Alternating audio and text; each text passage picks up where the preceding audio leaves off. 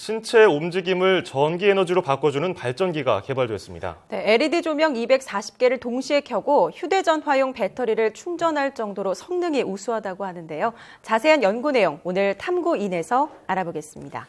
연구에 참여한 카이스트 전기 및 전자공학부 김대원 박사와 함께하겠습니다. 어서 오십시오. 안녕하세요. 안녕하세요. 예, 반갑습니다.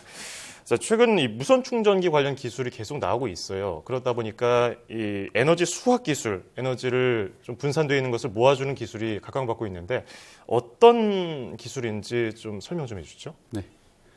에너지 수학 기술은 주위에 흔하게 존재하지만 사용되지 못하고 버려지고 있는 다양한 에너지원들을 우리가 가장 많이 사용하는 전기 에너지로 변환시켜주는 기술입니다. 요즘은 모든 전자기기가 무선으로 연결되어 있는 사물 인터넷 시대라고 합니다. 사물 인터넷에 사용되는 무선 센서와 같은 소형 전자기기들이 필요한 핵심 성능은 크기가 작고 오랜 시간 동안 동작이 가능해야 한다는 것입니다. 예.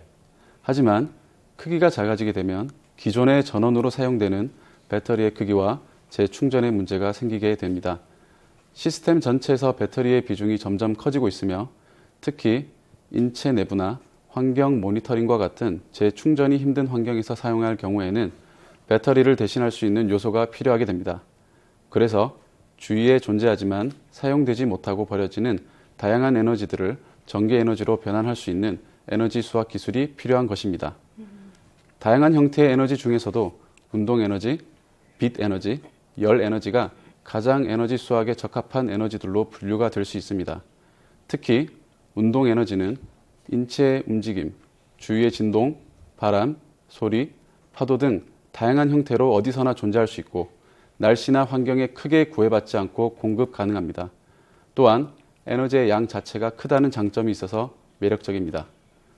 기존의 운동 에너지 수학 장치는 전자기적 방식 또는 앞전체를 이용해 제작해 왔습니다.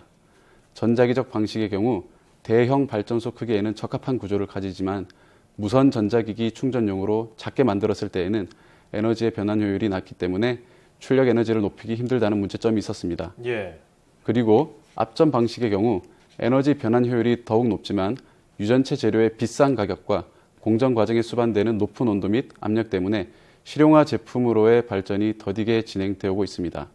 이런 상황에서 2012년에 최초로 제안된 마찰 대전 현상을 이용한 에너지 수학 장치는 다양한 소재를 활용할 수 있으며 간단한 디자인으로 낮은 온도에서 제작이 가능한 장점이 있어 빠른 속도로 발전하고 있습니다. 네, 주위에 있지만 사용되지 못하고 버려지는 것들을 이제 모으는 게 에너지 수학 기술인데 박사님 연구팀에서 신체 움직임을 이용해서 전기를 생산할 수 있는 발전기를 개발했다고 들었거든요. 네. 어떻게 이렇게 만드신 건가요? 네.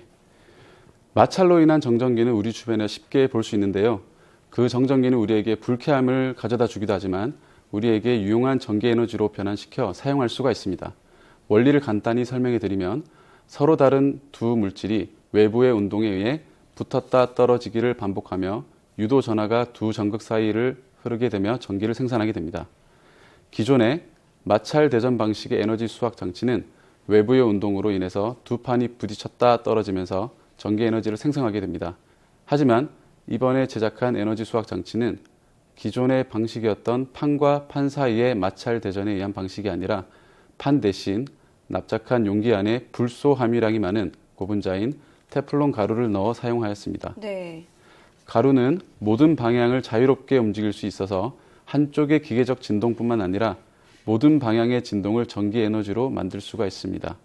모양을 사용자가 자유롭게 바꿀 수 있다는 뜻인데요. 예. 가루를 담을 수 있는 수학 장치의 디자인에 맞춰 제작할 수 있어서 작게 만드는 것이 가장 큰 장점입니다.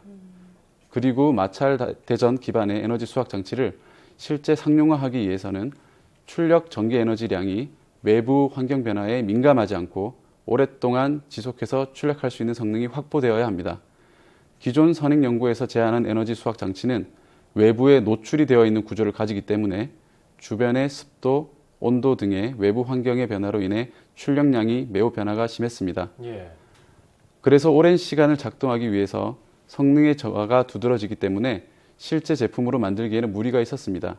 하지만 이번 연구에서는 이를 해결하기 위해 유도 전하를 생성시키는 내부 물질인 테플론 가루가 외부와 완벽히 차단되어 있어 어떠한 주변 환경 조건에서도 성능이 줄어들지 않고 장시간 사용하여도 생성되는 전기 에너지량이 일정하게 생성이 됩니다.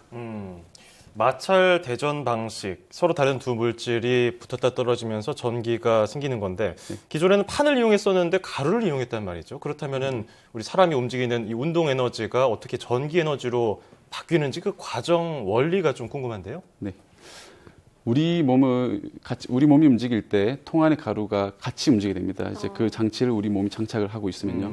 그러면 통 주변의 금속 전극과 그 통 안에 있는 가루가 계속 부딪혔다 떨어졌다를 반복하게 되면서 이로 인해 전류가 금속 전극 사이로 흐르게 됩니다. 바로 이 전류가 전기 에너지가 되는 것입니다. 통 안의 가루 물질이 금속 전극과 부딪히게 되면 대전되는 성질에 의해 음전하를 띠게 되고 금속 전극은 양전하를 띠게 됩니다. 이후 음전하를 띈 가루가 사람의 움직임에 의해 전극 사이를 왔다 갔다 하게 되는데 그로 인해 유도된 전하가 금속 전극끼리 연결된 도선에 흐르게 되며 전기 에너지를 만들 수가 있습니다. 네, 굉장히 신기하기도 한데 네. 그렇다면 뭐 뛰거나 춤출 때 크고 빠른 움직임에서도 전기 에너지를 만들 수 있게 되는 건가요? 네, 물론입니다. 우리 주변의 모든 기계적 움직임이 에너지 수학 장치의 전달만 될 수 있다면 네. 전기 에너지로 바꾸어 전자기기에 사용할 수가 있습니다. 심지어 자동차 엔진의 진동이나 소리, 파도, 바람 등 모든 주변의 움직임을 전기 에너지로 변환시킬 수가 있습니다.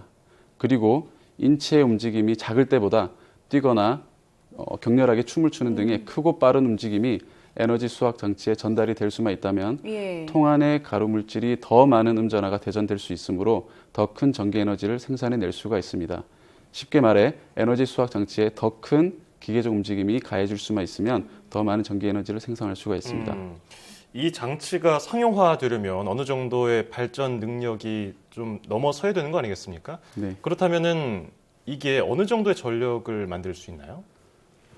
저희가 제작한 가루를 이용한 나노 발전기는 초당 3회의 진동을 주었을 때 약 250V의 출력 전압을 생산해낼 수가 있고 예. 10마이크로암페어의 출력 전류를 만들어낼 수가 있습니다. 이는 직렬로 연결한 LED를 약 240개를 동시에 켤 수 있는 전기 에너지량입니다.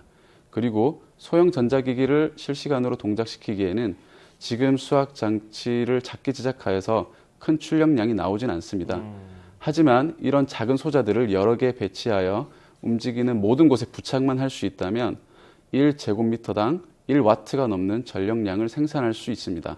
이 정도 전력량이면 스마트폰과 같은 소형 전자기기의 배터리를 충전하거나 나아가서는 배터리 기능을 충분히 대체할 수 있다고 생각합니다. 네, 우리가 간과할 수 있고 놓칠 수 있는 부분을 에너지로 지금 발전시킨 건데 나노 발전기를 개발하면서 여러 가지 또 많은 일들이 있었을 것 같은데요. 네. 가장 기억에 남았던 순간들을 꼽아본다면 어떤 것들을 꼽아볼 수 있을까요?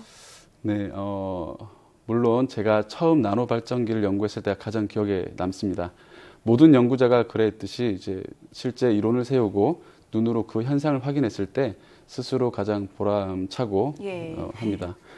이론적으로 가능할 거라 생각한 나노 발전기를 제작하여서 LED가 실제로 켜짐을 눈으로 확인했을 때 저도 모르게 소리를 질렀던 것 같습니다. 예. 그리고 최근에 제작한 나노 발전기는 배터리를 충전하고 그 배터리를 충전하여 휴대전화가 잘 충전되고 있음을 또 확인하였을 때 가장 연구를 하면서 뿌듯함을 느꼈습니다. 하지만 그 중에서도 가장 밤을 새면서 실험 실패를 하고 소자를 다시 또 제작할 때가 가장 기억에 남는 것 같습니다. 고생했을 때 기억이 많이 남는다 이렇게 말씀을 해주셨고 네. 소리 뭐라고 지르셨어요? 헉이라고 했던 헉이라고 지르셨어요. 아 이거 이런 성과에 비하면 의외로 소박한 네. 한식 발언이었는데 그렇다면 이 조명 장치 LED라든지 휴대전화 배터리 외에 다른 분야에 어떻게 적용할 수 있을까요? 네, 소형 전자기기뿐만 아니라 입을 수 있는 소자, 인체 내에 삽입하는 소자 등에도 사용할 수가 있습니다. 예. 예를 들어 심장병 환자들의 인체 내부에 삽입하는 페이서메이커 등의 전력원으로도 충분히 사용할 수가 있습니다. 또 인류가 가기 힘든 척박한 환경의 모니터링에 필요한 센서 등의 배터리를 대신할 수 있을 것으로 보고 있습니다. 예.